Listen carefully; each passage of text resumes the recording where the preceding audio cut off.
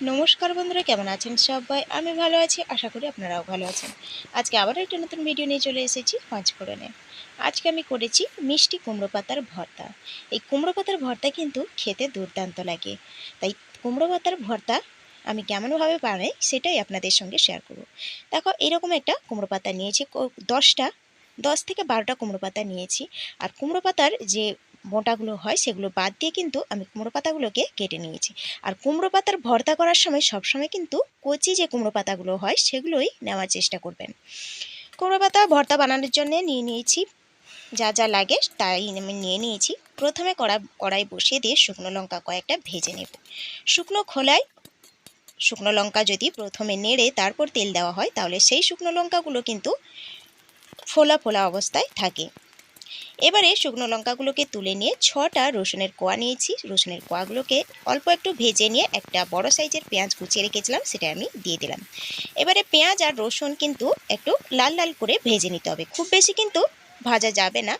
একটা হালকা লাল এলেই কিন্তু পেঁয়াজটাকে তুলে নিতে হবে।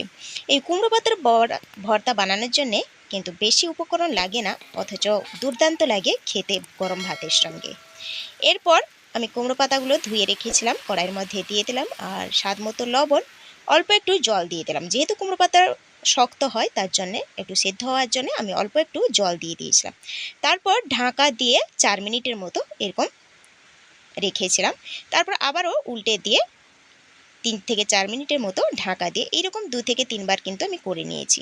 তারপর দেখো, ওপরে তুলে দিয়েছি। ওপরে তুলে কিন্তু আমি অল্প একটু সর্ষের তেল দিয়ে দেবো, কারণ এই কুমড়ো পাতা সেদ্ধ থেকে যদি অল্প একটু ভেজে নেওয়া হয় কালো জিরে আর গোটা জিরে দিয়ে, সাদা জিরে দিয়ে, তাহলে কিন্তু কুমড়ো পাতাটা কিন্তু বাটার সময় অসম্ভব সুন্দর লাগে টেস্ট খেতে। দেখো, কালো জিরে আর সাদা জিরে দিয়ে আমি কুমড়ো পাতাগুলোকে একটু তেলের মধ্যে ভেজে নিলাম। এই কুমড়ো পাতা এইরকমও কিন্তু খেতে দুর্দান্ত লাগে। না যদি বাড়তে চান তাহলে এইরকম কালো জিরে আর গোটা জিরে দিয়ে, সাদা জিরে দিয়ে ভেজে নেবেন, অসম্ভব সুন্দর লাগে কুমড়ো পাতা। এবারে যেহেতু ভর্তা করব আজকে, তার জন্য কিন্তু শিলনোড়া নিয়ে বসে পড়েছি। প্রথমে স্বাদ মতো লবণ আর 2টো শুকনো লঙ্কা প্রথমে আমি বেটে নেব। সঙ্গে যদি দিয়ে বাটা হয় তাহলে শুকনো লঙ্কাটা ঠিকভাবে বাটা হয় না, তাই লবণে আগে আমি বেটে নিলাম। এরপর ভেজে রাখা কুমড়ো পাতাগুলোকে বেটে নেব।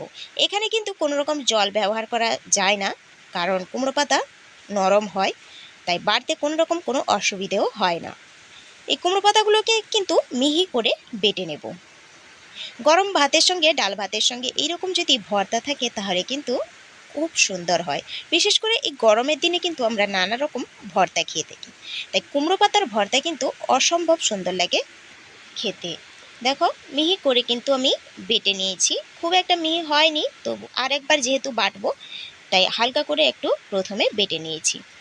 দেখো, অনেকটাই কিন্তু মিহি হয়েছে। এরপর যে দ্বিতীয়বার বাটবো সেটাতে কিন্তু একদম পুরোপুরি মিহি হয়ে যাবে। সরিয়ে দিলাম, ওপরে একটু তুলে দিয়ে ভাজা যে রসুন আর পেঁয়াজগুলো ছিল সেগুলো কিন্তু একসঙ্গে বেটে নেব। খুবই অল্প সময়ে এই রেসিপিগুলো তৈরি হয়ে যায়। আর এই পুরোনো দিনের রেসিপি কিন্তু আমরা অনেকেই ভুলে গেছি, এসব রান্না এখন আমরা ভুলে গেছি।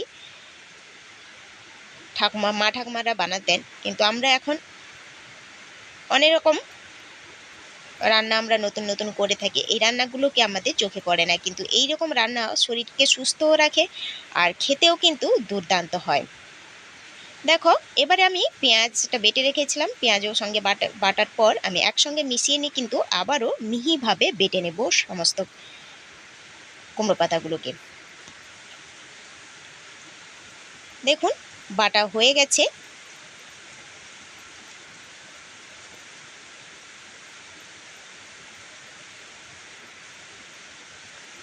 এবারে কিন্তু এগুলোকে আমি শিলনোড়া থেকে তুলে নেব। তাহলে বন্ধুরা, কে কে কুমড়ো পাতার ভর্তা ভালোবাসেন খেতে, অবশ্যই কিন্তু আমার কমেন্ট বক্সে জানাতে ভুলবেন না। আর এই কুমড়ো পাতার ভর্তা কার কার ভালো লাগে না সেটাও কিন্তু কমেন্ট বক্সে জানাতে বন্ধুরা ভুলবেন না। দেখুন, বানানো হয়ে গেছে আর সার্ভ করে দিয়েছি গরম ভাতের সঙ্গে। ডালের সঙ্গে কিন্তু কুমড়ো পাতার ভর্তা আমার একদম জাস্ট অসাধারণ লাগে।